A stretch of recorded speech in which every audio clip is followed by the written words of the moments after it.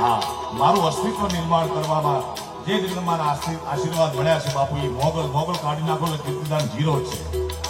એવી જગદંબાના ખોળામાં બેઠો છું ત્યારે જબ જબ